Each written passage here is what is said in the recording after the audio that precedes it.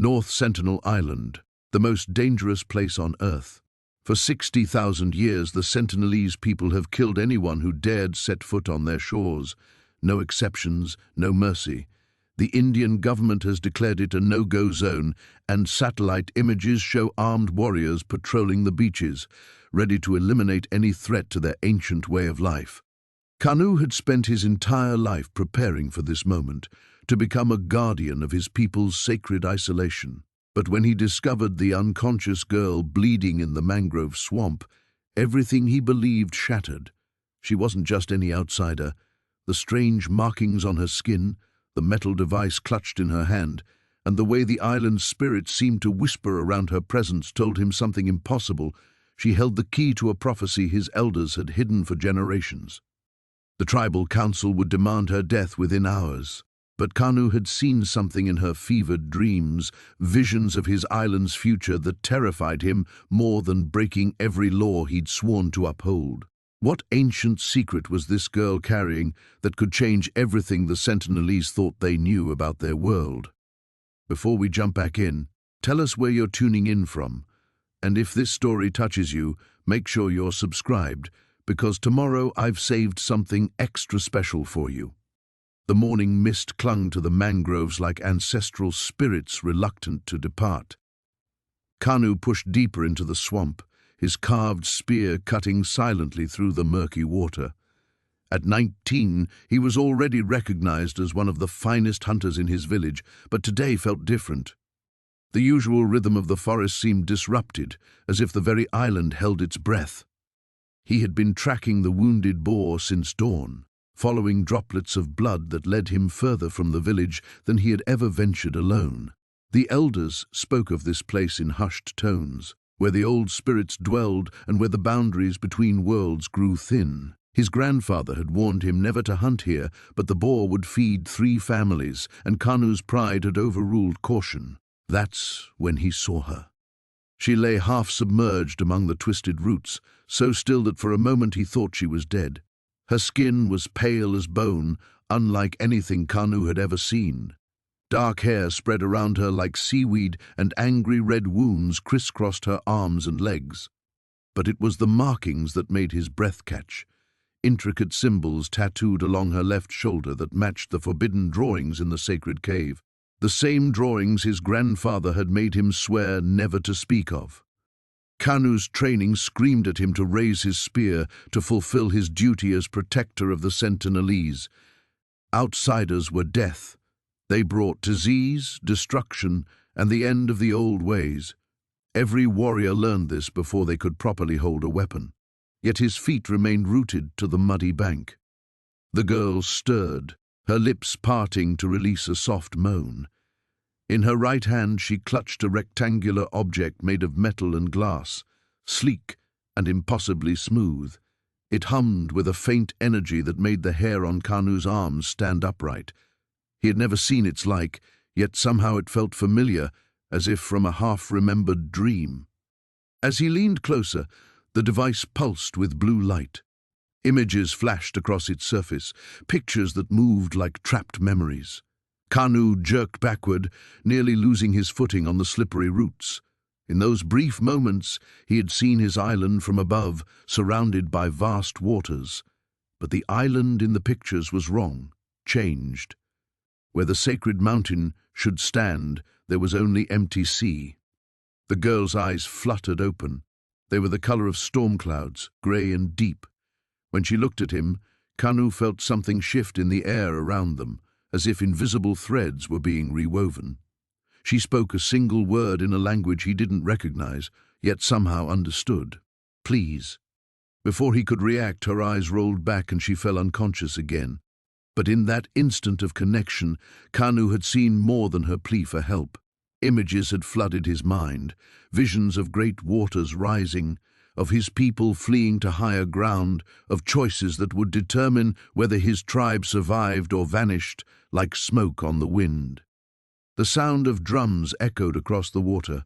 The hunting party would arrive soon, following the same trail he had taken. Chief Hadani would be among them, and the old warrior had never hesitated to spill outsider blood.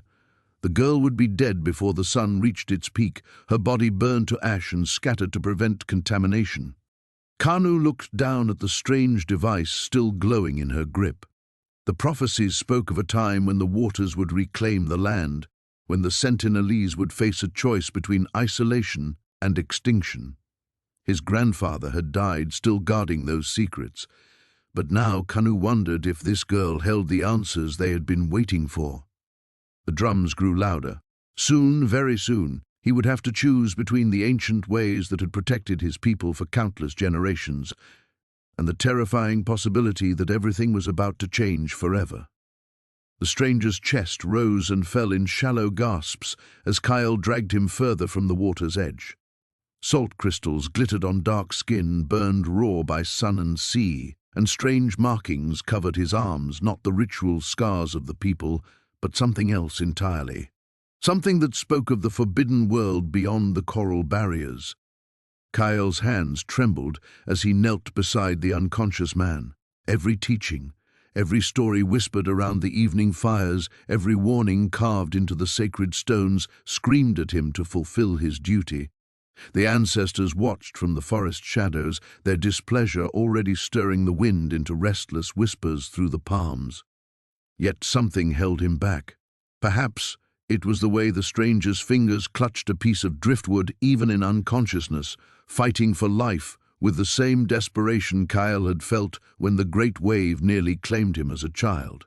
Perhaps it was simply the terrible stillness of near death that made all human struggles seem sacred. The sound of footsteps on sand froze his blood. Kael spun to see his younger sister Naya emerging from the tree line, her arms full of the purple sea fruits they had come to gather. Her eyes widened as she took in the scene. Her brother crouched protectively over the forbidden stranger. "Kael, what have you done?" Her voice barely rose above the whisper of waves. "Nothing yet." The words came out harder than he intended. "But Elder Jorik will be here soon with the hunting party. They heard the storm spirits calling." Naya dropped the fruits, their bright flesh splitting open against the dark sand like wounds. She had always been quicker than him, her mind darting ahead to see the shape of consequences before they fully formed. Now her face went pale as understanding struck. "If they find him here with you, they'll think I spared him deliberately." Kael finished the thought that neither wanted to speak aloud. The punishment for such defiance was exile, a fate worse than death for one of the people. To be cast out meant becoming like the stranger himself, severed from the sacred bonds that held the world together. The stranger stirred, a low moan escaping his lips. Both siblings stepped back instinctively, hands moving to the bone knives at their waists. But instead of the violent awakening they feared, the man's eyes opened slowly, confusion replacing the wild panic that should have come with consciousness in enemy territory. When his gaze found Kael's face, something extraordinary happened. Instead of scrambling away or crying out in the harsh tongue of the outside world, the stranger pressed his palms together and touched them to his forehead in a gesture of respect. The movement was clumsy, clearly learned from incomplete knowledge, but the intent was unmistakable. He was trying to greet them in the manner of the people. "Impossible," Naya breathed. "How could he know our ways?" The stranger's lips moved, forming words in a voice cracked by salt and thirst. The sounds that emerged were broken, mispronounced, but recognizable, fragments of the sacred language that no outsider should possess. "Please, help, people, danger." Kael's world tilted. The Forbidden Ones were not supposed to speak their tongue, were not supposed to understand their customs. They were the destroyers, the poison bringers, the ones who had swallowed the rest of the world in their hunger for what was not theirs. Yet here lay one who approached them with respect, who struggled to communicate as an equal rather than a conqueror. The distant sound of drums echoed through the forest, the hunting party's signal as they moved through the interior paths. Jorik would reach the beach within moments, and with him would come judgment swift and absolute. The laws were clear, carved in stone and bone, and the very structure of their survival. No outsider could be permitted to live, to carry tales of their existence back to the world that had forgotten them. But laws were made by people, and people could choose. Kael rose to his feet, decision crystallizing like salt from seawater. Help me lift him. I know what the laws say, but look at him, Naya. Really look. He gestured to the stranger, who had managed to prop himself up on his elbows despite obvious weakness. When did you last see one of the poison bringers show respect to anything? When did you ever hear of them learning our tongue? The drums grew closer, their rhythm urgent now. Whatever choice they made had to be made immediately. In the distance, Kael could hear Jorik's voice calling his name, the sound carrying both authority and growing suspicion. The stranger struggled to speak again, his urgent whisper cutting through their hesitation like a blade through cloth. Ships coming, many ships. The words hit Kael like a physical blow, their implications spreading through his mind like ripples in still water. This was no accidental castaway, no lone wanderer blown off course by the storm. This was a herald, a warning given flesh and purpose. The choice was no longer simply about one life. The stranger's eyes fluttered open as the first light of dawn crept through the palm fronds above. Kael froze, his hands still gripping the gourd of water he'd been about to pour between the man's cracked lips. For a heartbeat, neither moved, predator and prey caught in mutual recognition of danger. The outsider's eyes were the color of storm clouds, pale and unsettling in a face burned red by sun and salt. When he tried to speak, only a harsh croak emerged. Kael pressed a finger to his own lips, then gestured toward the village beyond the ridge. The meaning was clear: silence or death. Understanding flickered across the stranger's features. He nodded almost imperceptibly, then accepted the water Kael offered drop by careful drop. The simple act felt like betrayal to everything Kael had been taught, yet he couldn't stop himself. His grandmother's stories echoed in his mind, tales of the time before when his people had been explorers themselves, before the great forgetting that drove them to these shores. Kael's breath caught. The outsider spoke the ancient tongue, not perfectly, but well enough to be understood. How was that possible? The missionary who had tried to land 3 seasons ago had babbled in meaningless sounds before the arrows found him. "You know our words," Kael said carefully, his voice barely audible above the morning breeze. David's cracked lips formed what might have been a smile. "My grandfather, he taught me, said he learned from a man who escaped this place long ago." He paused, studying Kael's face. "A man named Tanu." The gourd slipped from Kael's fingers, water spilling into the sand. Tanu. His great-grandfather's brother, the one whose name was forbidden, who had chosen exile over duty 50 years past. The family shame that still haunted the elders' eyes when they looked at Kael, as if expecting the same weakness to manifest. "That's impossible," Kael whispered. "Tanu died in the waters. Everyone knows. He lived." David's voice grew stronger with each word. "Lived long enough to tell my grandfather about the Sentinelese, about their real history, about what they're protecting." A chill ran down Kael's spine that had nothing to do with the morning air. The stranger spoke of things that touched the deepest taboos, knowledge that belonged only to the circle of keepers. Yet here he lay, broken and dying, speaking truths that could shatter everything. "What do you want?" Kael demanded, though his voice lacked the authority he'd intended. "To warn you." David struggled to prop himself up on his elbow, wincing at the movement. "They're coming. Not just missionaries or explorers this time. The government wants to build here, a naval base. They've convinced themselves your people are just primitives who can be relocated." The words hit Kael like physical blows. He'd seen the metal birds crossing overhead more frequently, heard the distant rumble of boat engines that stayed just beyond the reef. But this was the ending his grandmother had foreseen in her fever dreams.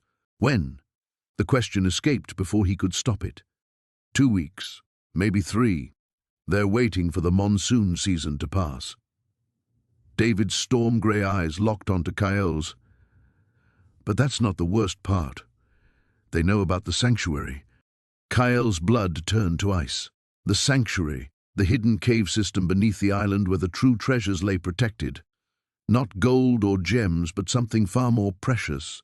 the preserved knowledge of the time before, when his people had been master navigators who could read the stars like sacred text.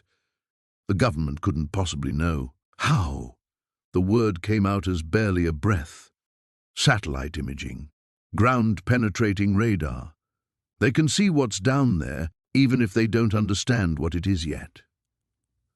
David's hand moved slowly to the waterproof pack at his belt. I brought something, proof of what they're planning, but also something else, something Tanu wanted returned to his people. With trembling fingers, David extracted a small object wrapped in oiled cloth. As he peeled back the layers, Kael's heart nearly stopped. It was a navigation stone, one of the sacred wayfinding artifacts that had been lost with Tanu's exile. The crystal surface still held its inner fire, pulsing with the ancient magic that could guide a navigator across endless ocean. He never stopped loving this place, David whispered. Never stopped hoping he could make amends. The sound of voices carried on the wind. His hunting party, calling his name. They would find him soon, and when they did, the stranger's fate would be sealed. But now everything had changed. This wasn't just about ancient law versus compassion anymore. This was about survival, not just of the outsider, but of everything Kael's people held sacred. His hand closed around his spear as footsteps approached through the jungle. In moments, he would have to choose. Honor the old ways and let the stranger die, or risk everything to preserve what the stranger claimed to protect. The stranger's eyes opened as the first pale light of dawn crept through the palm fronds overhead.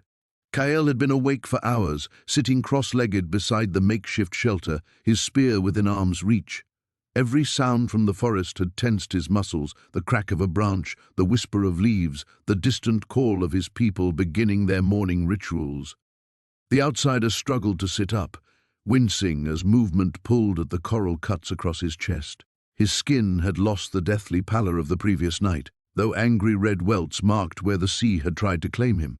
When their eyes met, Kael saw something unexpected, not the wild fear he'd witnessed in other outsiders, but a careful intelligence, as if the stranger was measuring him just as thoroughly as he was being measured. Water, the man croaked in a language Kael didn't recognize, though the meaning was clear from his cracked lips and the way his tongue darted out desperately. Kael hesitated.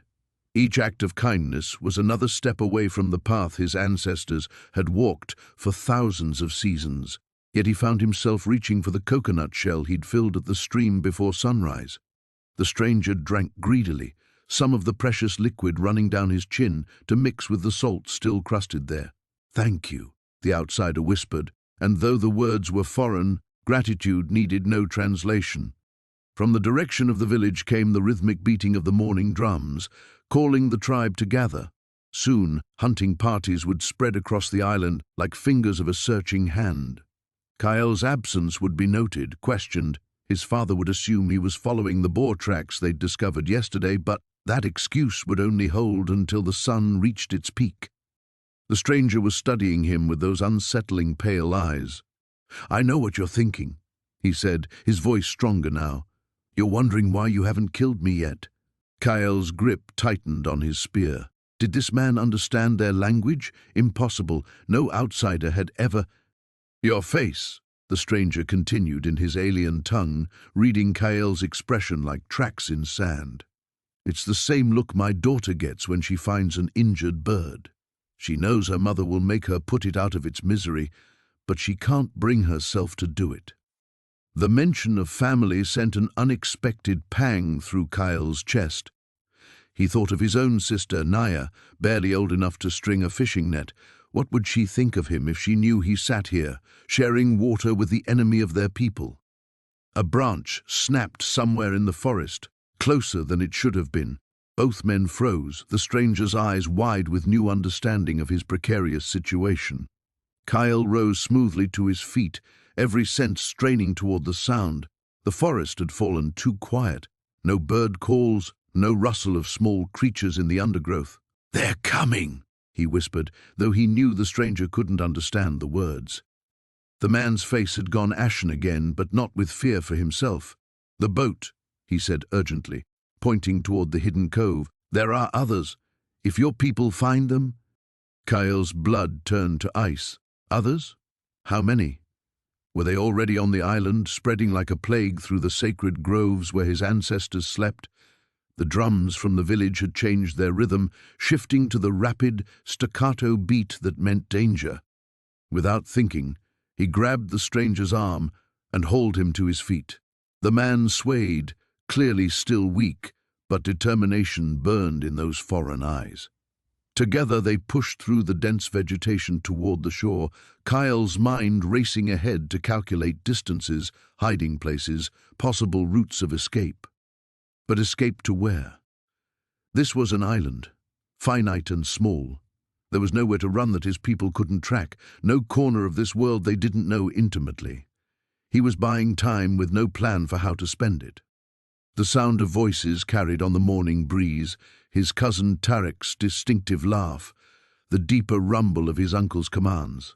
They were perhaps 100 paces away, moving in the organized pattern of a search party.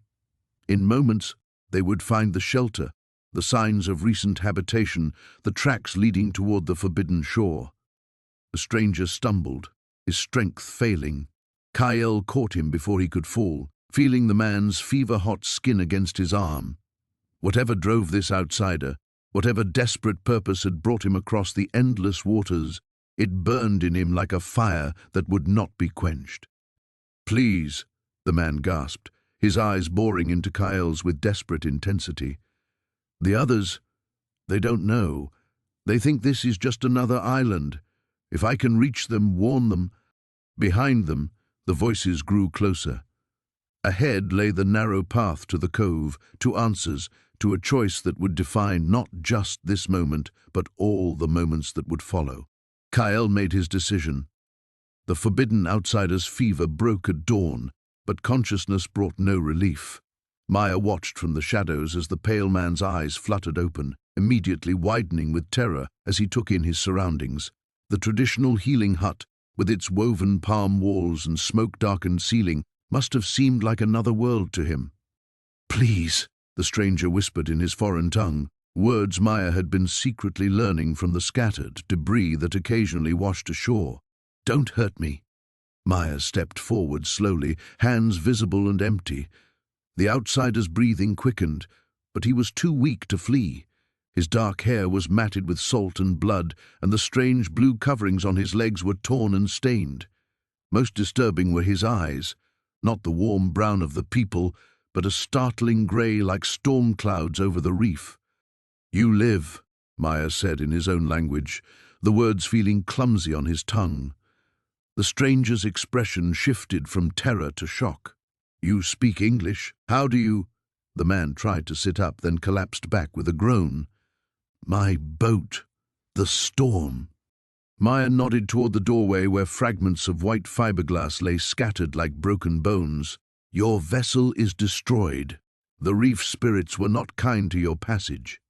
The outsider stared at him with an intensity that made Maya uncomfortable. This was exactly what Elder Kael had warned against, the contamination of curiosity, the poison of questions that challenged the old ways. Yet Maya found himself fascinated by this being who had survived what should have been certain death. "I'm Dr. Samuel Chen," the stranger said, attempting a weak smile. "I was studying coral bleaching in the Andaman Sea when the cyclone hit. I never meant to come here. I know your people don't want contact with the outside world." The casual way he spoke of their most sacred laws sent a chill through Maya. How much did the outside world truly know about the people? And if they knew of the isolation laws, why did their vessels still venture into forbidden waters? "You should not have survived the reef," Maya said carefully. "The ancestors guide our spears true against all invaders. Yet you breathe." Samuel's grey eyes clouded with pain, but not the physical kind. "Others didn't make it, did they?" "My research team. There were 3 of us." Maya had found no other bodies, but he remained silent. The reef had claimed its due. Perhaps it had simply been satisfied with 2 lives instead of 3. Or perhaps this Samuel Chen carried some protection Maya couldn't understand. Footsteps approached outside, and Maya quickly moved to block the entrance. Through the woven walls came the voice of Naya, his younger sister. "Brother, The elders send word. They grow impatient with your healing rituals. Elder Kael says the contamination spreads with each passing hour. Maya stepped outside, leaving Samuel hidden in the shadows. Naya stood in the morning light, her traditional shell ornaments catching the sun. At 16, she was already being courted by warriors from neighboring clans, but her eyes held the same dangerous curiosity that had always marked their bloodline. "Tell the elders the cleansing rituals require 3 full days," Maya said. "The spirits demand proper ceremony before the threat can be eliminated." Naya tilted her head, studying his face. "What manner of contamination requires such elaborate purification? And why do you guard this hut like a brooding seabird?" "You ask too many questions, sister." "A trait I learned from my brother." Her smile faded as she caught something in his expression. "Maya, what has the reef brought us?" Before he could answer, Samuel's voice drifted weakly from inside the hut. He was speaking to himself in his foreign tongue, but the sound was unmistakably human. Naya's eyes widened. "The outsider lives," she breathed. "Brother, the laws are absolute. If the elders discover you've kept this secret, they will exile me to the deep waters," Maya finished. "Yes, I understand the price. Then why? Why risk everything for one of them?" Maya looked toward the reef where Samuel's vessel had shattered, then back at his sister's concerned face. How could he explain the moment when he'd pulled the drowning man from the waves and felt something shift in his understanding of the world? The outsider had looked at him not with the hatred their stories described, but with desperate gratitude. Human recognizing human across an ocean of differences. "Perhaps," Maya said slowly, "the ancestors saved him for a reason we don't yet understand. Perhaps the contamination flows both ways, and we have something to learn as well as something to fear." Naya stepped closer, lowering her voice. "The other clans whisper that change comes whether we invite it or not. Ships pass closer to our waters each season. Flying vessels cross our skies. How long before our isolation becomes impossible to maintain?" From within the hut came the sound of Samuel attempting to stand, followed by a crash as he fell. Maya moved toward the entrance, then paused. "Help me, sister. Help me find another way." The fever broke on the third dawn, leaving the outsider pale but breathing steadily. Kael had barely slept, alternating between watching for signs of improvement and listening for his father's approaching footsteps. Each time the stranger stirred, muttering words in his alien tongue, Kael felt the weight of his secret grow heavier. He had managed to keep the cave hidden by varying his hunting routes and returning with enough game to avoid suspicion. But Naya's knowing glances told him his sister suspected something. She had always been able to read the currents of his thoughts better than anyone. The outsider's eyes opened as Kael was changing the leaf bandages on his wounded shoulder. For the first time they were clear and focused, rather than clouded with fever dreams. The man tried to speak, his voice barely a whisper. "Water," he said, the word strangely familiar, despite the foreign accent. Kael hesitated, then lifted a coconut shell to the man's lips. Their eyes met as he drank, and Kael saw something unexpected there. Not the predatory hunger he had been taught to expect from the metal bird people, but gratitude. Deep, genuine gratitude. The stranger gestured weakly to his chest, then said slowly, "David." A name. Kael understood this somehow, though he had never heard such sounds before. The outsider was sharing his name. After a long moment, Kael pointed to himself. "Kael." David's cracked lips curved into what might have been a smile. He tried to sit up, winced, then looked around the cave with growing awareness. His gaze lingered on Kael's spear, the ritual scars on his arms, the traditional hunting gear. When he looked back at Kael's face, there was a new emotion there. Fear, but not of injury or death, something deeper. He spoke rapidly in his strange language, gesturing at himself, and then toward what Kael assumed was the direction of the beach. David seemed to be trying to explain something urgent, his voice growing more agitated despite his weakness. Kael held up his hands in a calming gesture, the same way he would approach a wounded animal. Whatever David was trying to communicate would have to wait until he was stronger. But as the days passed and David recovered more of his strength, the urgency in his attempts to communicate only grew. David continued drawing, his movements becoming more frantic. He showed the stick figures spreading across the island, then drew what looked like his own people, tall, dark figures with spears. Between the two groups, he drew lines that could only represent conflict. Finally, David drew something that made Kael's heart stop. It was clearly meant to be the sun, but with numbers beneath it. Even without understanding the symbols, Kael could see David was indicating time, and not much of it. David pointed to the drawings, then to himself, then spoke a single word over and over: radio, radio. From his frantic gestures toward the beach and his repeated attempts to leave the cave, Kael began to understand. David had come from these floating metal birds. Others would be looking for him, and if they found the island, the full weight of his decision crashed down on Kael like a falling tree. By saving David, he had not just broken the ancient law, he had potentially doomed his entire people. The metal bird people would come searching. They would find the island that had remained hidden for generations. The world that had destroyed so many others would finally reach them. But as he looked at David's desperate face, at the obvious anguish there, Kael realized something else. This outsider was not trying to bring his people here, he was trying to prevent it. David grabbed Kael's arm and pointed again to his crude drawings, then to the beach. His meaning was clear. He needed to reach his radio, needed to contact his people and tell them he was alive. But there was something else in his expression, something that looked almost like apology. Kael stared at the cave wall covered in charcoal warnings and felt the last of his childhood certainty crumble away. The simple world of us and them, of ancient laws and clear enemies, no longer existed. In its place was something far more complex and terrifying, a choice that would determine not just David's fate, but the future of everything Kael had ever known. The metal birds were coming. The only question was whether they would come as rescuers or as conquerors. The stranger's fever broke during the third night, but with consciousness came delirium. Kael pressed cool leaves against the outsider's burning forehead while listening to the incomprehensible words that tumbled from his lips like water over stones. The sounds were unlike anything in their language, harsh consonants mixed with flowing vowels that seemed to carry weight beyond mere communication.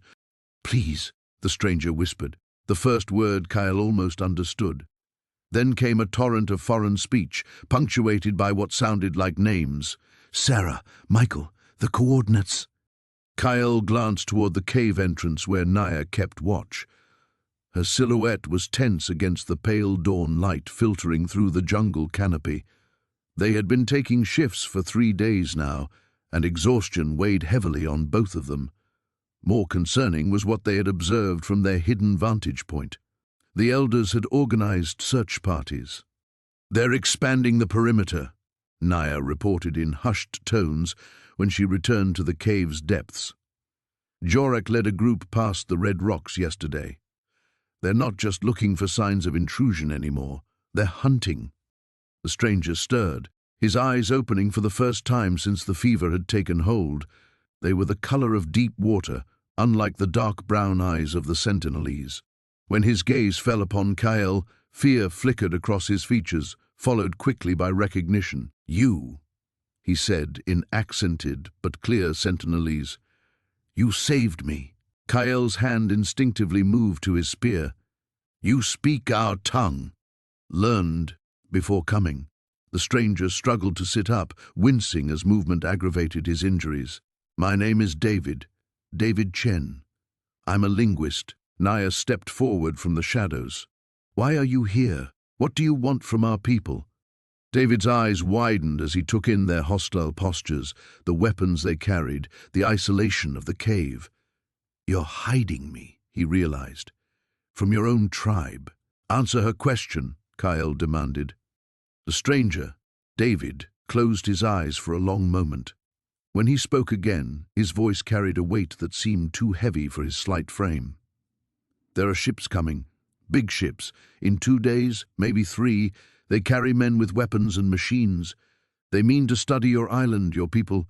I came to warn you." The words hung in the air like smoke from a signal fire. Kael felt his world tilt on its axis. Ships had come before, always met with arrows and the fierce resistance that had kept their people isolated for generations beyond counting. But something in David's tone suggested this time would be different.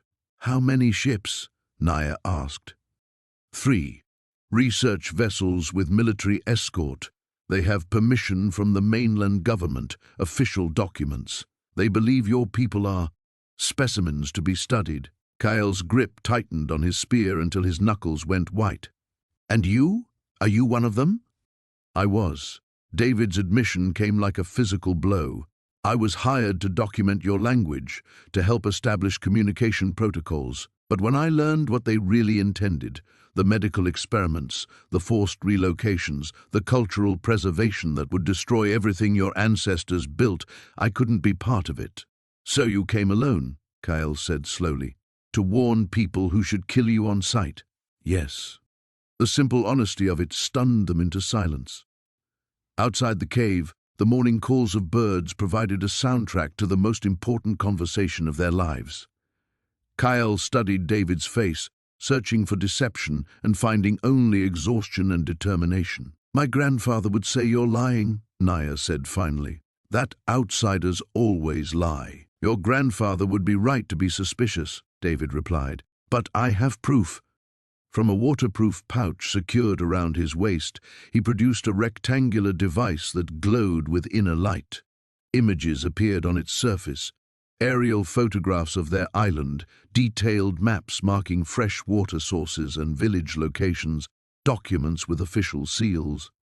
"They know everything," David whispered. "Population estimates, seasonal migration patterns, defensive capabilities. Someone has been watching your people from satellites for months." Kael stared at the impossible device, at the images that revealed secrets his people thought were protected by ocean and isolation. The sacred groves where they honored their ancestors, the hidden springs where children learned to swim, the defensive positions that had protected them for countless generations, all laid bare on this strange glowing surface. "What do they want?" he asked, though part of him already knew. "To preserve you," David said bitterly. "Like insects in amber. They'll relocate your tribe to a protected reservation, study your genetics, record your stories.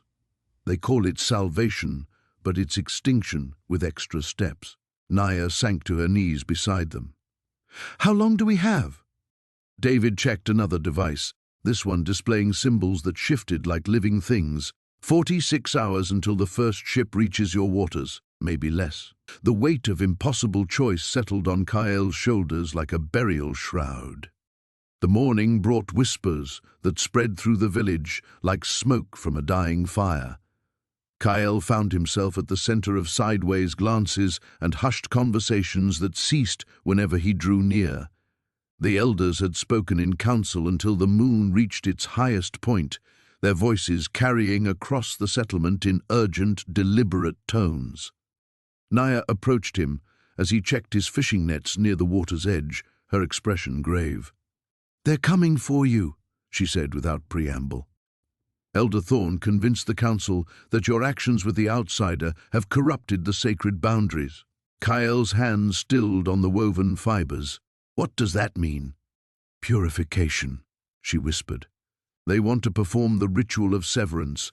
They believe the outsider's influence has tainted your spirit, and that this corruption could spread to threaten our entire people." The ritual of severance. Kael had heard whispers of it but had never witnessed one. It was reserved for the most serious violations of tribal law, a spiritual cutting away of the contaminated parts of a person's essence. Some who underwent it emerged hollow, their connection to the tribe forever weakened. Others never recovered at all. "When?" he asked. "Tomorrow, at the sacred grove. Unless," Naya's voice trailed off. "Unless what?" "Unless you prove your loyalty by completing what you failed to do. They want you to return to the outsider and finish the task properly this time." Kael felt something cold settle in his stomach. The council wanted him to kill Sarah. It would be proof of his commitment to tribal law, evidence that whatever contamination they feared had not taken permanent hold. And if I refuse? Naya's silence was answer enough. That afternoon, Kael made his way through the forest toward the hidden cave, his mind churning with possibilities. The weight of his spear felt heavier than usual, its familiar balance now foreign in his grip. With each step, he felt the invisible threads that connected him to his people stretching, threatening to snap. He found Sarah sitting near the cave entrance, her injured leg extended as she worked to rebind the bandages with strips torn from her clothing. She looked up at his approach, and something in his expression made her freeze. "You look different," she said carefully. "The council knows." The words emerged flat, emotionless. "They know I've been helping you." Sarah's face paled, but she didn't look away. "And now they've ordered you to correct your mistake. How did you—" "I've studied your people, remember? I know about tribal justice, about the price of breaking sacred laws." She set down the bandage and looked directly into his eyes. "The question is, what are you going to do?" Kael remained standing, the spear loose in his grip. For a moment, neither of them spoke. The forest around them seemed to hold its breath, waiting. "Tell me about the ship," he said finally. Sarah blinked at the unexpected question. "What about it? You said it wasn't just a research vessel. Tell me the truth." She was quiet for so long that he thought she might refuse to answer. When she finally spoke, her voice was barely above a whisper. "There's a mining corporation. They've been mapping ocean floors, looking for new sources of rare earth elements, the area around your island. The surveys showed significant deposits on the seafloor nearby. And your research was supposed to provide cultural documentation, evidence that the area was uninhabited by any people who could legally contest mining rights." She met his gaze steadily. "I was supposed to prove that your people were too isolated, too primitive to have valid territorial claims that would hold up in international courts." The truth hit Kael like a physical blow. "You came to steal our home." "I came to do a job," Sarah said, "but that was before I understood what this place really means, before I met you." She struggled to her feet, favoring her injured leg. "Kael, if I don't return to report what I found, they'll send another team, a larger one. They won't stop until they have what they want. Then maybe my people are right to want you dead." "Maybe they are." Her voice remained steady. "But killing me won't make the threat disappear. It will only delay it. The only way to truly protect your people is to help me get back to my ship so I can file a report that will legally preserve this area. You would do that? Betray your own people?" Sarah laughed, but there was no humor in it. "My own people? Kael, I've spent my entire career studying cultures that were destroyed by the very forces I've been working for. I've documented languages that were dying, traditions that were being forgotten, ways of life that were being erased. I thought I was preserving them, but I was really just recording their deaths." The spear trembled in Kael's grip. Behind him lay everything he had ever known, every person he had ever loved, every tradition that had shaped his identity. Before him stood a choice that would determine not just his fate, but the future of both their worlds. The forest held its breath, waiting for his decision. The fever broke, just as the first rays of dawn painted the sky crimson. Kael's eyes fluttered open, no longer glazed with delirium, and for the first time in 3 days, his gaze found Arjun's face with clear recognition. "You're still here," Kael whispered, his voice barely audible above the morning bird calls. Arjun set down the bowl of medicinal broth he'd been preparing. "Where else would I be?" The question hung between them, weighted with implications neither fully understood. Arjun had asked himself the same thing countless times during the long nights, watching over this stranger who should have been his enemy. Each time the council's drums echoed from the village, each time he heard search parties calling his name through the forest, he could have ended this. He could have fulfilled his duty. Instead, he'd chosen to remain hidden in this forgotten cave, tending wounds and fighting death alongside someone whose very existence threatened everything he'd been taught to protect. Kael struggled to sit up, wincing as the movement pulled at his healing injuries.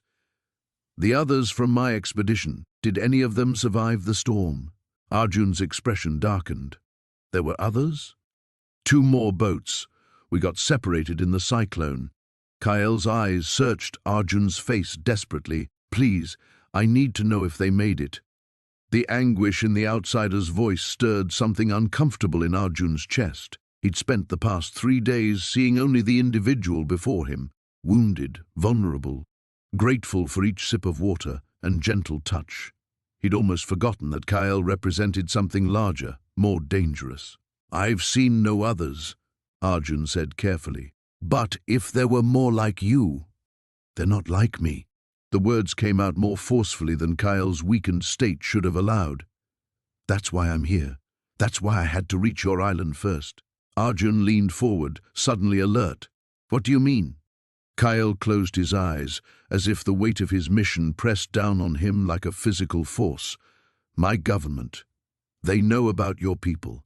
They've known for years, and now they want to make contact. The words hit Arjun like a war club to the chest. He'd been raised on stories of what contact meant. Disease, destruction, the slow erosion of everything that made them who they were. Other tribes had faced such encounters. None had survived intact. But you oppose this, Arjun said, reading the pain in Kael's expression. I've spent my life studying what happens when isolated peoples are forced into the modern world. I've seen the devastation. Kael's hands clenched into fists. I came here to warn you, to help you prepare, but the storm... His voice trailed off in frustration. Arjun stood abruptly, pacing to the cave entrance where morning light filtered through the hanging vines. Below them, the forest stretched toward his village, toward his people who trusted him to protect them from exactly this kind of threat. If there are others coming, Arjun said slowly, my council needs to know. Your council will kill me the moment they see me. You know that. It was true. The law was absolute, carved in stone and blood and centuries of survival. No outsider had ever stood before the council and lived. Even Arjun's protection couldn't extend that far. And we make sure they don't see you, Arjun said, turning back to face Kael. Not yet. Not until you're strong enough to help us understand what we're facing. Kael stared at him in amazement. You would defy your own people for someone you barely know? The question cut deep, striking at the heart of Arjun's growing internal conflict. 3 days ago, he could have answered with certainty about where his loyalties lay. Now, having seen the determination in Kael's eyes, having heard the genuine concern in his voice when he spoke of protecting Arjun's people, the answer wasn't so clear. I'm trying to protect my people, Arjun said finally. And sometimes protection requires understanding the threat. From somewhere in the distance came the sound of voices, search parties closer than they'd been before. Arjun's absence had been noticed and patience was wearing thin. Kael heard them too. They're looking for you. They're looking for both of us. Arjun moved quickly to gather his supplies. We need to go deeper into the forest, find somewhere more secure. I can't ask you to sacrifice more for me. Arjun paused, meeting Kael's gaze directly. You're not asking, I'm choosing. As he helped Kael to his feet, supporting the outsider's still weak frame, Arjun realized he'd crossed an invisible line. Each choice, to heal instead of harm, to hide instead of reveal, to trust instead of fear, had led him further from the path his ancestors had laid out. The voices were getting closer now, and with them came the weight of decision. Soon, he would have to choose not just between duty and compassion, but between 2 different visions of survival itself. The morning mist clung to the shoreline like ancestral spirits refusing to depart. Kael stood at the water's edge, his spear trembling in his grip as he watched the horizon. 3 days had passed since the council's decision, 3 days since they had voted to spare the outsider's life, temporarily. Eldenara's words still echoed in his mind, 7 sunrises to prove this stranger brings no curse upon our people. 4 sunrises remained. Behind him, the village stirred with an unnatural tension. Children who once ran freely along the beach now clustered near their mothers, casting fearful glances toward the healing hut where Maya tended to the pale woman. The fishermen spoke in hushed tones, their nets forgotten as they debated omens and ancient warnings. Even the birds seemed different, their calls sharper, more urgent. Kael turned from the sea and walked toward the settlement, his bare feet silent on the warm sand. The outsider, Sarah she had called herself in her strange tongue, had been conscious for 2 days now. Maya had worked tirelessly to heal her wounds, using poultices of crushed coral and seaweed that had been passed down through generations of medicine women. Yet despite her recovery, an invisible poison seemed to seep through the village like smoke from a wet fire. Kael! The voice belonged to his younger brother, Tao, who emerged from behind a cluster of palm trees.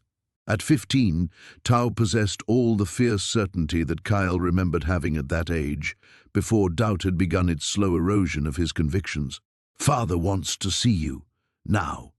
They walked together through the village center, past the fire pit where elders normally gathered to share stories and wisdom. Today it sat cold and empty, a stark reminder of how quickly their world had shifted. Kael's father, Jorek, waited outside their family hut, his weathered face grim with the weight of leadership. As the village's primary enforcer of ancient law, he had argued most vehemently for the outsider's immediate death. "You've been avoiding the council meetings," Jorek said without preamble. "This is not like you." Kael met his father's stern gaze. "I've been keeping watch. Someone needs to ensure no other boats approach our shores. The watch can be handled by others." Jorek stepped closer, his voice dropping to barely above a whisper. "There are whispers, my son. Some say you've been influenced by this outsider's presence, that your judgment has been compromised." The accusation hung between them like a drawn blade. Kael felt his jaw tighten but forced himself to remain calm. "My judgment remains clear, father. I follow the council's decision." "Do you?" Jorek's eyes searched his son's face. "Because tomorrow, when the council meets again, they will likely vote for execution. Elder Nara's patience has limits, and the people grow more restless with each passing hour. They want this threat eliminated." A commotion from the healing hut interrupted their conversation. Raised voices, including Maya's, carried across the village square. Without thinking, Kael broke into a run, his father close behind. They arrived to find a crowd gathered outside the modest structure, their faces painted with fear and anger. Maya stood in the doorway, her arms spread wide to block the entrance. Behind her, Kael caught a glimpse of Sarah sitting upright on the woven mat, her blue eyes wide with confusion and terror. "She spoke," shouted Davi, one of the younger warriors. "The outsiders spoke words that sounded like our sacred prayers. She mimics our tongue to mock the ancestors." "That's not what happened," Maya protested, but her voice was nearly drowned out by the growing murmur of the crowd.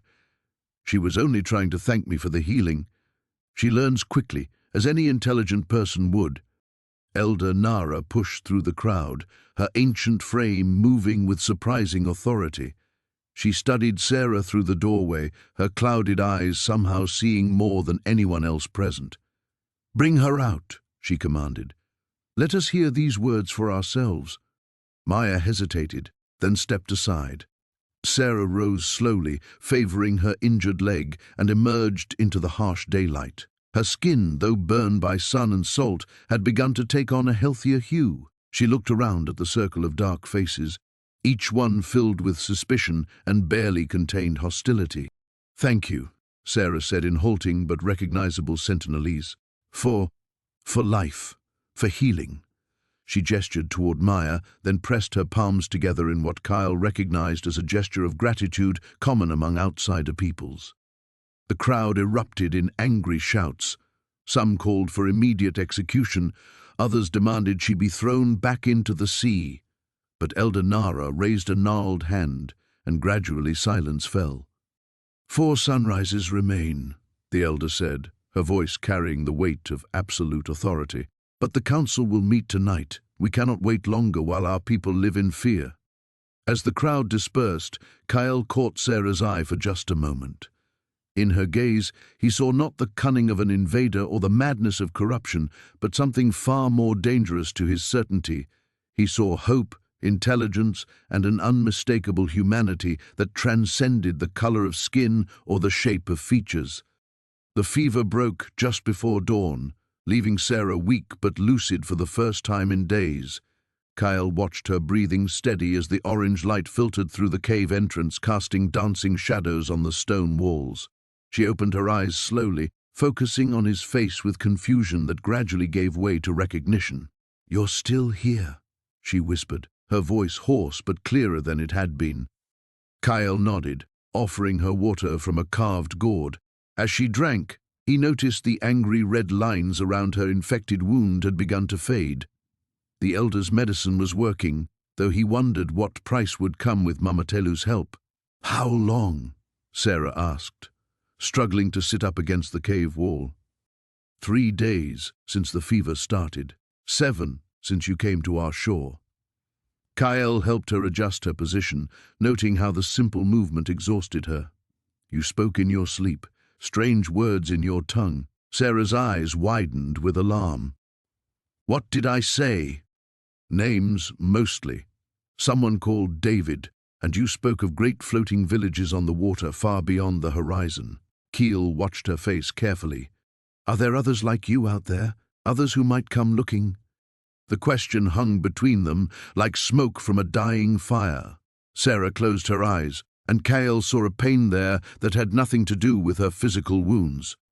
"David was my research partner," she said finally. "We were studying coral bleaching patterns when the storm hit. Our boat—" She trailed off, touching her temple. "I remember the waves, the crushing sound of metal breaking apart. I thought I was going to die." Kael felt something twist in his chest at the raw grief in her voice. In his world, death was accepted as part of the great cycle, but there was something different about the way outsiders seemed to carry their losses. "This David, he was important to you. He was going to ask me to be his mate when we returned home." Sarah's voice broke slightly. "Now I don't even know if he survived, if anyone knows what happened to us." The revelation struck Kael like a physical blow. She had someone waiting for her, a life beyond this island that she was desperate to return to. The thought filled him with an unexpected jealousy that he didn't fully understand. A soft rustling at the cave entrance made them both freeze. Kael's hand moved instinctively to his spear, but it was only Asha who appeared, carrying a woven basket of food. "Brother," she said in their language, her eyes moving between Kael and Sarah with concern, "the elder wishes to speak with you." "Now?" Kael felt his stomach drop. "What does she want?" "She says the spirits have shown her something in the sacred pool, something about the outsider's fate." Asha's voice was tight with worry. "Father is with the council. They're discussing what must be done." Sarah watched their exchange with growing anxiety despite not understanding the words. "What's wrong?" she asked. "Is someone coming?" Kael looked at her pale face, at the trust she had somehow learned to place in him despite everything that should have made them enemies. The weight of protecting her was becoming heavier with each passing hour. "My people grow restless," he said carefully. "They believe your presence here brings danger to all of us." "They're not wrong," Sarah replied, surprising him with her honesty. "If a rescue team comes looking for me, they'll want to know where I've been, what I've seen. My world doesn't leave places like this alone once they're discovered."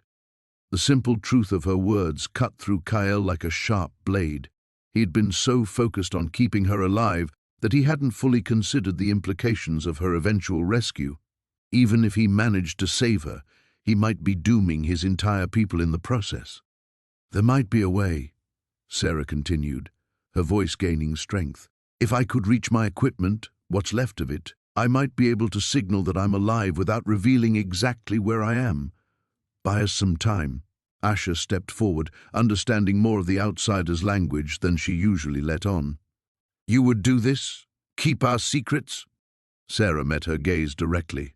"Your brother saved my life. Your people could have killed me, but you chose healing instead. I won't repay that by bringing destruction to your home." Kael felt a warmth spread through his chest at her words, but it was quickly replaced by dread as footsteps echoed from outside the cave. His father's voice carried on the wind, speaking in urgent tones with other council members. "They're coming," Asher whispered. "Kael, you have to decide now. The council will not be as understanding as Mama Telu." Kael looked at Sarah, then at his sister, feeling the weight of two worlds pressing down on his shoulders. Whatever choice he made in the next few moments would change everything, and there would be no going back. The footsteps grew closer, and time ran out. The fever broke just before dawn, leaving Sarah weak but lucid for the first time in days. Kael watched the color return to her face as she sipped the bitter herbal tea grandmother had prepared. The old woman's medicines had worked their ancient magic once again, pulling another soul back from the shadow realm. "The others will know soon," grandmother said quietly, gathering her healing pouches. "Word travels fast when death changes its mind." Sarah struggled to sit up, her eyes focusing on Kael with startling clarity. "You saved me," she whispered, her voice hoarse but determined. "Why?" Before he could answer, the sound of approaching footsteps echoed through the cave.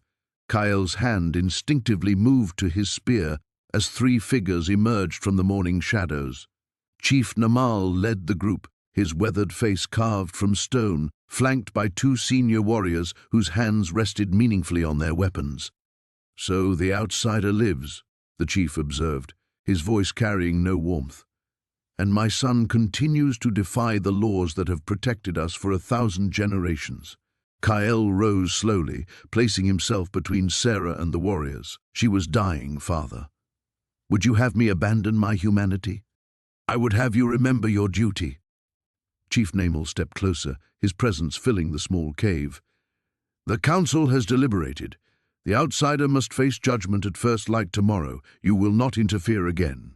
"The fever nearly killed her," grandmother interjected sharply. "She needs more time to recover." "Time we may not have," Chief Namal replied grimly. "Strange birds flew over our waters yesterday. Metal birds that do not belong in nature's design. The outside world searches for what we have hidden." Sarah's breath caught. "Helicopters," she said weakly. "They're looking for me." The chief's eyes hardened. "Then you understand why the law exists. Your presence here threatens everything we have preserved. Every moment you remain alive increases the danger to our people." Kael felt the weight of impossible choices pressing down upon him.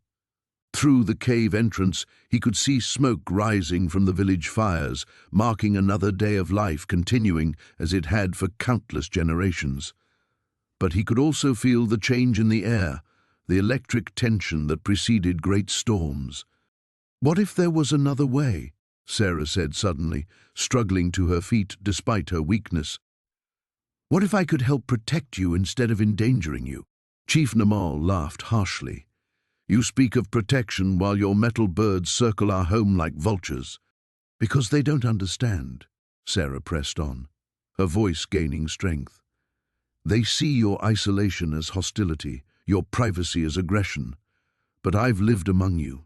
I've seen your wisdom, your harmony with this place. I could speak for you, help them understand why you must be left alone." "The outsider speaks with a silver tongue," one of the warriors muttered, "like the serpent that promises paradise while delivering poison." But Kael saw something flicker in his father's eyes, not agreement, but consideration. The chief had always been a strategist first, a guardian second. He understood that the old ways of simply killing intruders might no longer be sufficient protection in a world that grew smaller each year. "You would return to your people and convince them to honor our boundaries?" Chief Namal asked slowly, "despite everything you have witnessed here?" Sarah nodded firmly. "More than that. I would ensure they understand the consequences of interference. Your people have survived because of wisdom my world has forgotten. That knowledge shouldn't be lost to ignorance or greed." Grandmother cackled softly from the shadows. "The outsider learns quickly. Perhaps fever teaches what words cannot." Kael felt a spark of hope kindle in his chest, but his father's expression remained skeptical. And what guarantee do we have that you would honor such promises? What prevents you from bringing others once you leave this place? Because, Sarah said quietly, meeting the chief's gaze directly, I've seen what we've lost out there. The connection to the earth, to each other, to something larger than ourselves. What you have here is precious beyond measure. I won't be the one to destroy it. The cave fell silent, except for the distant sound of waves against stone. Kael watched his father's face, seeing the internal battle between ancient instincts and practical necessity. The world outside had changed. The old solutions might no longer be enough. Finally, Chief Namal spoke. The council will consider this proposal, but know this, outsider. If you betray our trust, if you bring harm to our people, the ocean itself will not be vast enough to hide you from our justice. Sarah inclined her head respectfully. I understand. As the warriors departed, Kael remained behind with Sarah and grandmother. The old woman began packing her medicines, humming an ancient tune that spoke of crossroads and difficult choices. You may have just changed everything, Kael said softly. Sarah looked toward the cave entrance, where morning light painted the world in shades of possibility and danger. The question is whether we've changed it for the better. The fever dreams came in waves, pulling Kael deeper into a world where past and present collided like opposing tides. In his delirium, he saw Sarah's face morphing into that of his sister Naya, both women reaching toward him across an impossible chasm of churning water and time. His spirit walks between worlds, Araka murmured to Taran, who sat cross-legged nearby, sharpening his spear with mechanical precision. I have seen this before, when the soul cannot decide where it belongs. Taran's jaw tightened. He knew that feeling intimately. Since bringing Kael back, he had been caught in his own impossible space between duty and defiance. Every hour that passed without returning to the village was another betrayal of everything he had sworn to protect. Yet every labored breath from the dying man reminded him why he couldn't simply walk away. The elders will have noticed my absence by now, Taran said quietly. Jorek will send search parties. Perhaps. Or perhaps they believe the sea spirits have claimed you, as they do all who venture too far into forbidden waters. Araka dipped the cloth in a bowl of fresh water mixed with healing herbs. Your father was like this once, you know, torn between the old ways and his own heart. Taran's hand stilled on his spear. My father never broke tribal law. Did he not? Araka's eyes held secrets deeper than the ocean trenches. Who do you think helped me save the last outsider who washed upon our shores? The words hit Taran like a physical blow.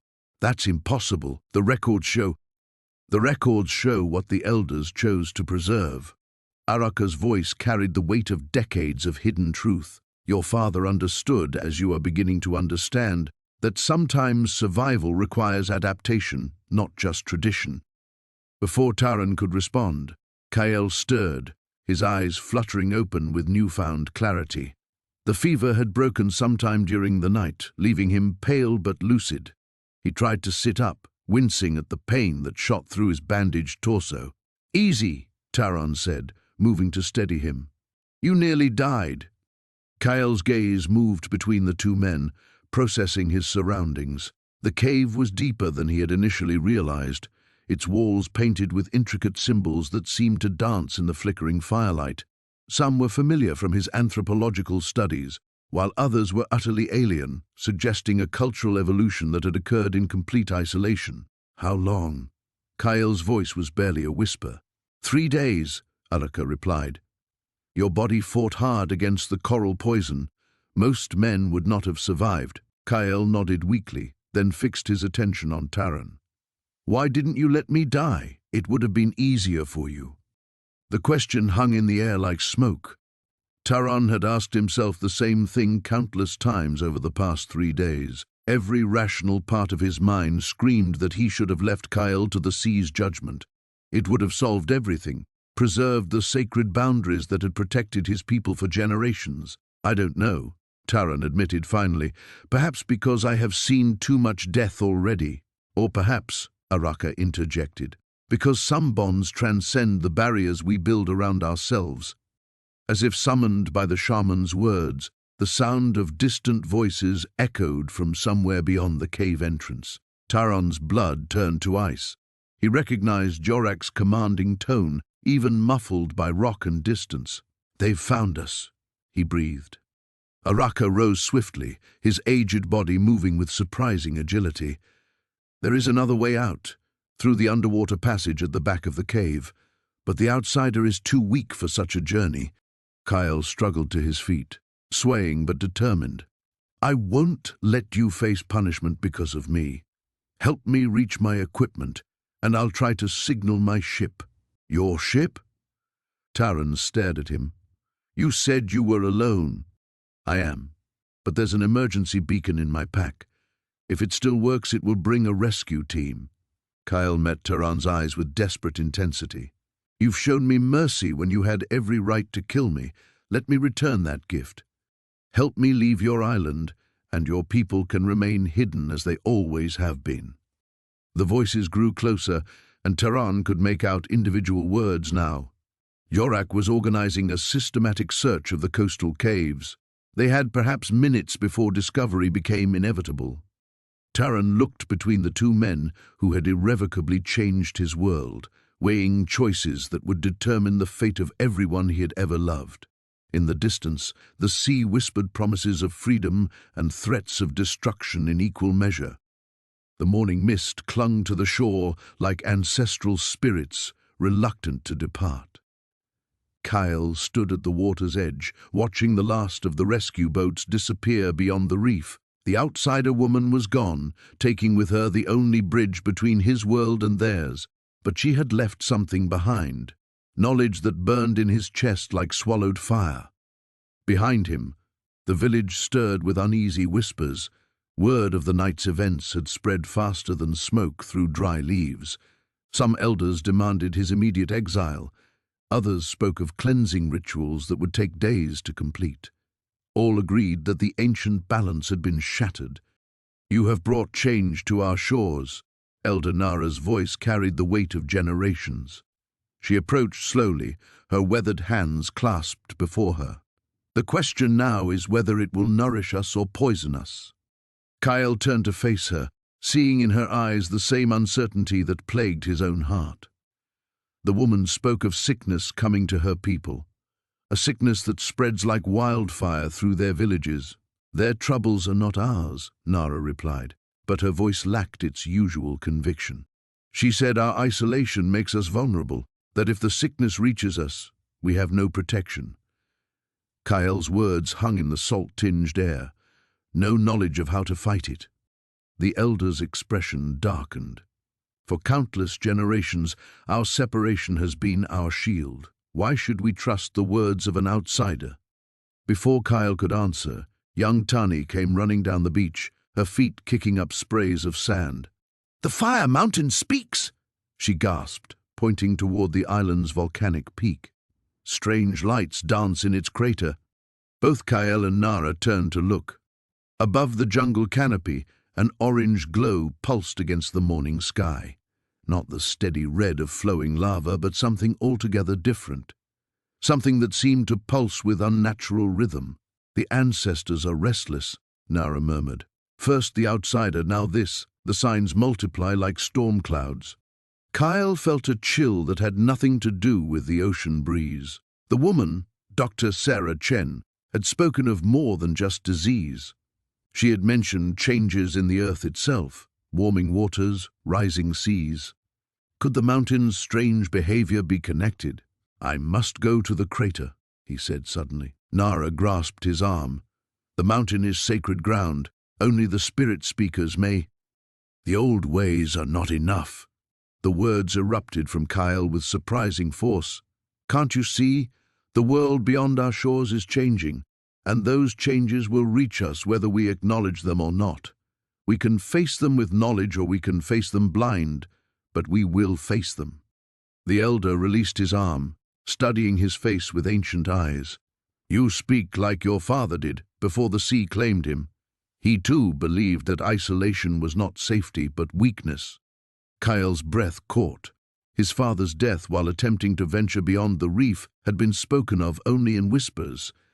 To hear it acknowledged so directly sent tremors through his understanding of family history. "He was exploring beyond our waters when the storm took him," Nara continued.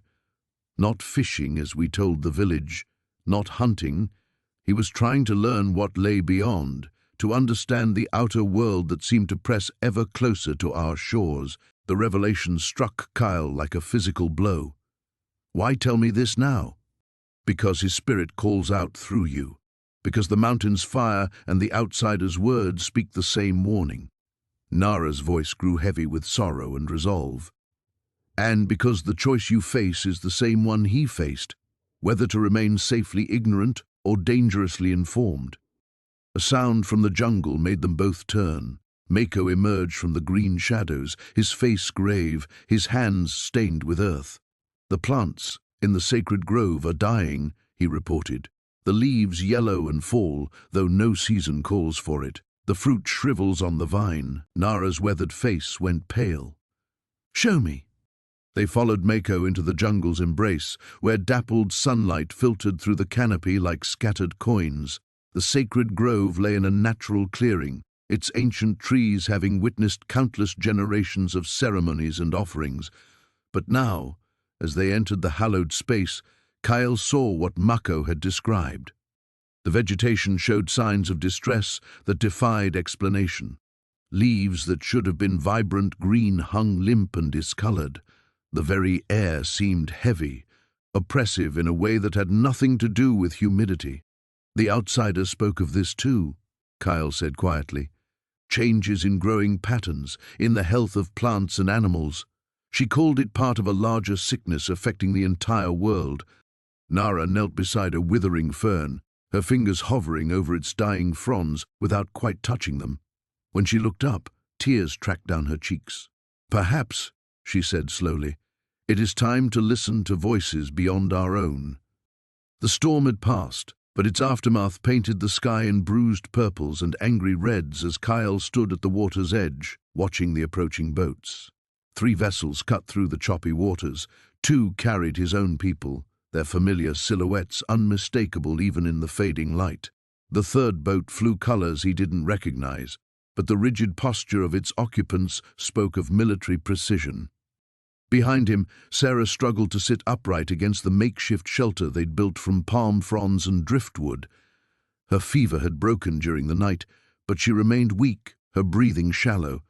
The infection in her leg wound showed signs of improvement, thanks to the poultices Kael had learned to make from his grandmother. Yet he knew she needed proper medical attention soon. "They're coming for me," she whispered, squinting at the distant boats. "The middle one. That's a naval vessel from my research station." Kael nodded, grimly. He'd expected this. The outside world wouldn't simply forget about one of their own, especially not someone whose work Sarah had described as crucial to their understanding of the ocean's changing patterns. But the timing couldn't have been worse. His own people approached with equal determination, and he could already imagine the fury in his father's eyes. The Sentinelese boats reached the shore first. Chief Davin leaped from the lead vessel before it had fully beached, his war paint fresh and his expression thunderous. Behind him came Kael's uncle Boran and a handful of the tribe's most respected warriors. Their weapons remained lowered but ready. "My son," Davin's voice carried the weight of centuries of tradition. "You will step away from the outsider. Now." Kael didn't move. "She's injured, father. She needs to leave our waters and never return, as do her people." Davin's gaze shifted to the approaching naval boat. "This ends here before more damage is done." The military vessel ground against the sand with a metallic scrape that seemed to violate the natural sounds of the island. 3 figures disembarked, 2 armed sailors flanking a woman in crisp white uniform whose bearing marked her as the commanding officer. She approached with careful, measured steps, her hands visible, but her crew clearly alert for trouble. "I am Captain Martinez," she called out, her voice carrying clearly across the beach. "We've come for Dr. Sarah Chen. We mean no harm to your people." Chief Davin stepped forward, placing himself between the naval officer and his son. When he spoke, it was in the old tongue, the ritual words used to warn away intruders. His meaning was unmistakable even without translation. Captain Martinez looked uncertainly between the armed warriors and where Kael knelt beside Sarah. "Doctor, are you able to travel? We have medical facilities." "Wait." Sarah's voice was weak but urgent. She struggled to push herself up, one hand gripping Kael's arm for support. "Captain, I need to tell you what I've learned here. The coral formations, the tidal patterns, everything we thought we knew about this region is wrong." Kael felt the tension crackling between the two groups like lightning before a storm. His father's warriors had begun to spread out in a subtle but unmistakable defensive formation. The naval crew's hands drifted closer to their weapons. One wrong word, one misinterpreted gesture, and blood would spill on these sands. "The reef system here is unique," Sarah continued, her scientist's passion overriding her physical weakness. "It's not just surviving the changing ocean chemistry, it's thriving. The traditional knowledge these people maintain about ocean cycles goes back thousands of years. We need to document this, to learn from it." "Dr. Chen," Captain Martinez said firmly, "we can discuss your research once we have you safely back to the station. Right now, my priority is getting you medical attention." Chief Davin spoke again, more sharply this time. Kael translated without being asked, knowing that communication might be their only hope of avoiding violence. "He says the woman has brought enough disruption, that your presence here violates laws older than memory." Boren stepped closer to his brother, adding his own harsh words. Kael's translation came more reluctantly. "My uncle says that I have dishonored our ancestors by not following protocol, that both Sarah and I should face traditional justice." The words hung in the air like a challenge. Kael watched his father's face, seeing the war between love for his son and duty to his people. He saw the same struggle reflected in Captain Martinez's eyes as she weighed her mission against the obvious volatility of the situation. Sarah's hand tightened on his arm. "Kael," she whispered, "whatever happens next, I want you to know what you did, choosing compassion over tradition, it matters, more than you realize." The sun touched the horizon, painting everything in shades of gold and crimson. In that suspended moment, with three worlds balanced on the edge of conflict, Kael realized that his choice on the beach days ago had been only the beginning. The real test was now, with weapons drawn and loyalties divided, as he stood between two peoples who saw each other as threats to everything they held sacred. The storm had passed, but its aftermath lingered in the heavy air that pressed against Kael's chest as he stood at the edge of the sacred grove. Behind him, the elders' voices rose and fell in heated debate, their words carried on the wind like the cries of disturbed spirits. Before him lay a choice that would fracture everything he had ever known. Sarah sat propped against the ancient banyan tree, her breathing labored but steady. The fever had broken during the night, leaving her pale but conscious. She watched him with those strange blue eyes that had first unsettled him, though now they held something different. Understanding, perhaps, or resignation. "They're deciding my fate, aren't they?" she whispered in her broken attempts at his language, mixed with gestures he had taught her. Kael nodded, unable to trust his voice. Elder Tamu's words echoed in his mind. "The outsider must die at dawn, or the spirits will curse our people forever. This is the way it has always been." But Grandmother Naya had spoken differently in the darkness before sunrise, when she thought no one could hear. Her weathered hands had traced protective symbols in the sand as she murmured, "The old spirit's whisper of change coming, whether we will it or not. Perhaps this one brings not death, but warning." The debate behind him intensified.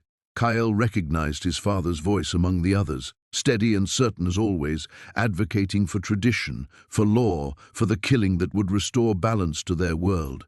The sound of it made Kael's stomach clench with familiar shame and newfound defiance. Sarah struggled to sit straighter, wincing as the movement pulled at her injured shoulder. "Kael," she said, her pronunciation of his name still clumsy but sincere. "I need you to understand something." He moved closer, crouching beside her. In the days since he had pulled her from the waves, she had tried repeatedly to explain why she had come, her urgency growing stronger as her health returned. Now, with death approaching like the morning tide, her words tumbled out in a desperate rush. She pulled something from her torn clothing, a small device that had somehow survived the shipwreck. Its surface was cracked, but strange symbols still glowed faintly across it. "My people," she began, then stopped, searching for words in his language. "Many ships coming. Not like me, bad men." Kael's blood chilled. He had understood enough of her previous attempts at explanation to grasp the basics. She claimed to work for people who studied tribes like his, who wanted to protect them. But others, men with weapons and no respect for sacred law, were coming to claim his island for themselves. How many? He asked in the few words of her language he had learned. She held up both hands repeatedly, her face grave. More people than his tribe had ever seen, armed with weapons that could kill from great distances. They would come not as one desperate survivor, but as conquerors. The voices behind them fell silent. Kael turned to see the elders approaching, their faces set in the stone masks of ceremonial judgment. His father led them, carrying the sacred obsidian blade that had tasted outsider blood for generations beyond counting. Elder Tamu stepped forward, his voice carrying the weight of absolute authority. "The decision is made. The outsider will join her ancestors before the sun reaches its peak. Kael, son of Jorik, you will perform the ritual to cleanse yourself of contamination." Sarah didn't need to understand the words to grasp their meaning.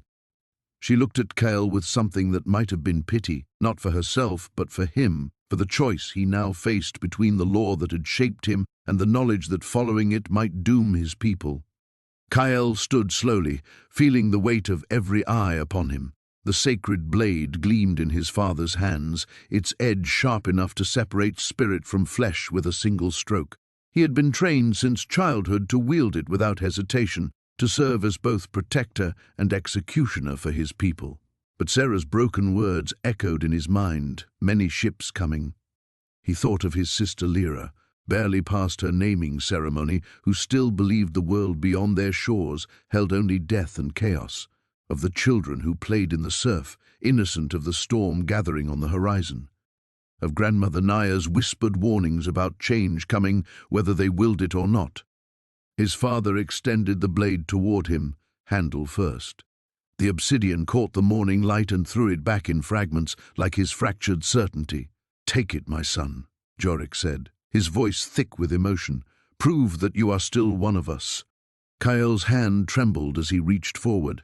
Around him, his people waited in silence broken only by the distant cry of seabirds and the eternal whisper of waves against shore. In moments, he would either uphold the law that had preserved his tribe for countless generations, or shatter it forever in desperate hope of saving them from a threat they couldn't yet see. The blade's handle was warm against his palm as his fingers closed around it. The storm had passed, leaving behind a crystalline morning that seemed to mock the chaos brewing beneath its surface. Kael stood at the edge of the sacred grove, watching smoke rise from the village below where the elders had gathered in emergency council. Their heated voices carried on the wind, a cacophony of fear and fury that made his chest tighten. Behind him, Maya stirred against the massive banyan tree where she'd spent the night hidden. The fever had broken just before dawn, her breathing finally steady and deep. But consciousness brought its own dangers now. The outsider woman would be strong enough to speak, to plead, to make her situation unbearably real. "Water," she whispered in her strange tongue, the word close enough to his own language that he understood. Kael turned reluctantly. Her green eyes were clearer now, no longer clouded with delirium. They held intelligence, gratitude, and something that cut deeper than either, hope.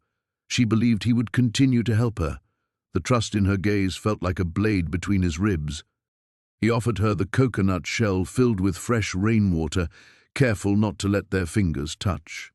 Even this small kindness felt like betrayal now, with his grandfather's words echoing in his memory from the night before. The outsider dies at sunset. You will do your duty, or you will join her. Maya drank deeply, then struggled to sit upright. She was stronger than he'd expected, her movements deliberate despite obvious pain. When she spoke again, it was in halting phrases mixed with gestures, as if she'd been studying his language during her fevered dreams. "Thank you," she managed in his tongue, the pronunciation clumsy but unmistakable. "You save me." The words hit him like physical blows. Learning their language meant she'd been listening, understanding more than anyone realized. It meant she was exactly what the elders feared most, an outsider capable of bridging their worlds. "You cannot stay here," he said quietly, glancing toward the village. "They will come soon." "I know." Her response was clearer now, though still accented. She'd understood him perfectly.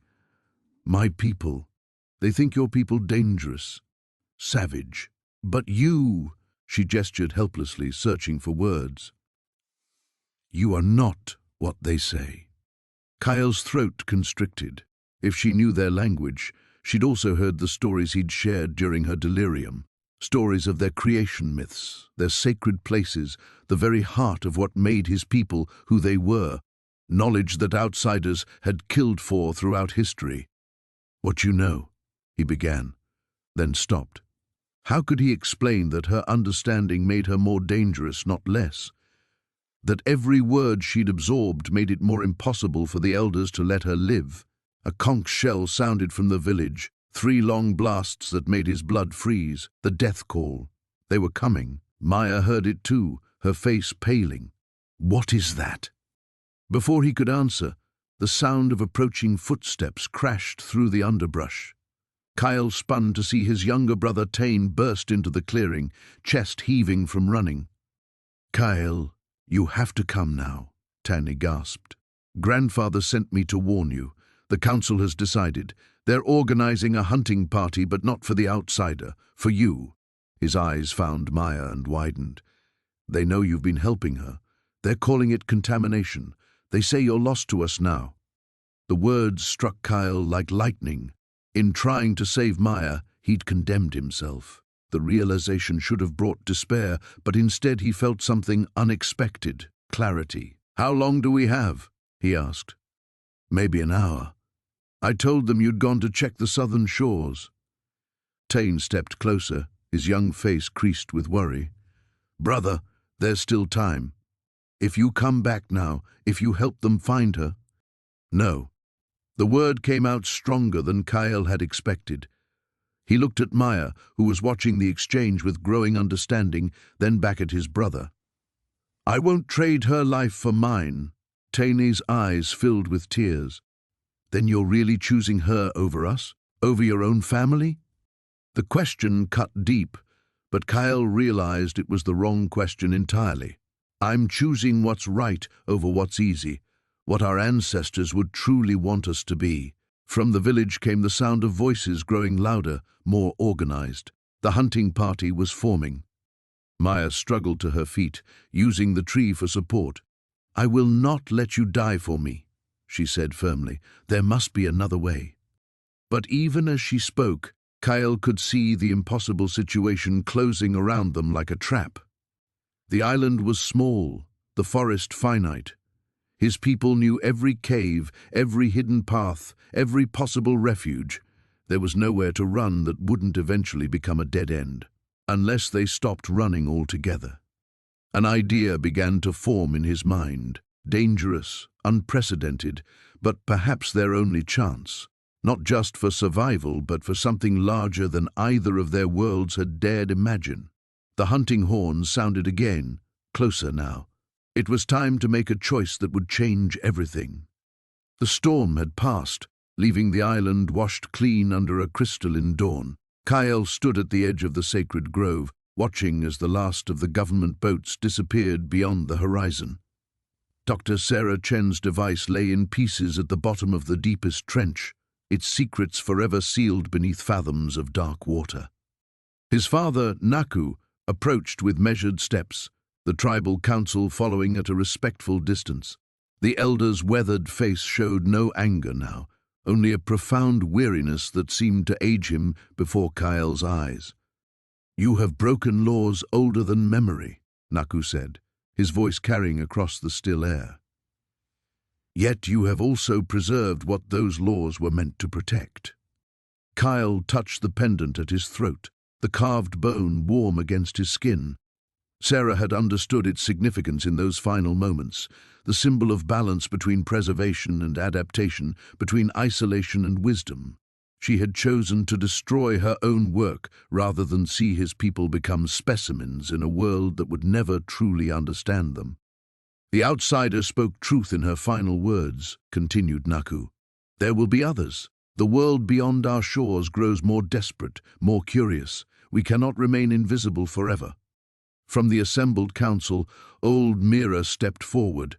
Her ancient eyes held depths that seemed to encompass centuries of accumulated knowledge. "The spirits have shown me visions," she said. "I see two paths before us. One leads to extinction through rigid adherence to laws that no longer serve. The other leads to survival through careful change." Kael felt the weight of every gaze upon him. Sarah's sacrifice had bought them time, but it had also forced a reckoning that could no longer be avoided. The world had found them once, it would find them again. "What would you have us do?" he asked, though part of him already knew the answer. Mira's gnarled hand gestured toward the boats that still dotted the distant waters. Smaller vessels, fishing craft that had been turned away, but not deterred. The old ways spoke of watchers at the boundaries, those who would stand between our people and the outside world, warriors who could walk in both realms without being consumed by either. Understanding dawned like the sun breaking through morning clouds. Kael looked at the faces around him, his sister Lyra, her eyes bright with unshed tears, his childhood friend Tavu, scarred from countless hunts, the young warriors who looked to him for guidance they didn't yet understand they needed. "You're asking me to leave," he said. "I'm asking you to become our bridge," Naku replied, "to be our voice when voices are needed, our shield when shields are required, to learn their ways so that we might better protect our own." Lyra stepped forward, her hand finding his. "Sarah taught us that isolation is not invulnerability. She showed us that understanding our enemies is as important as fighting them." Kael remembered Sarah's words about adaptation, about the delicate balance between preserving culture and ensuring survival. She had seen something in him that he was only now beginning to understand, the ability to navigate between worlds without losing himself in either. "There is a boat," Mira said quietly, "hidden in the northern coves. Built in the old style but seaworthy enough for longer journeys. It has waited there for years, blessed and ready for the day when our guardian would need to venture into the realm of the ancestors' warnings." The irony was not lost on him. To preserve their isolation, he must abandon it. To protect their ancient ways, he must embrace the modern world that threatened them. It was a paradox that would have destroyed him weeks ago, but Sarah's courage in those final moments had shown him that some contradictions were meant to be embraced rather than resolved. "How long?" he asked. "As long as necessary," Naku replied. "You will return when your mission is complete, when you have built the understanding we need to face whatever comes next." The ceremony was simple, conducted in the pre-dawn darkness when the boundary between worlds grew thin.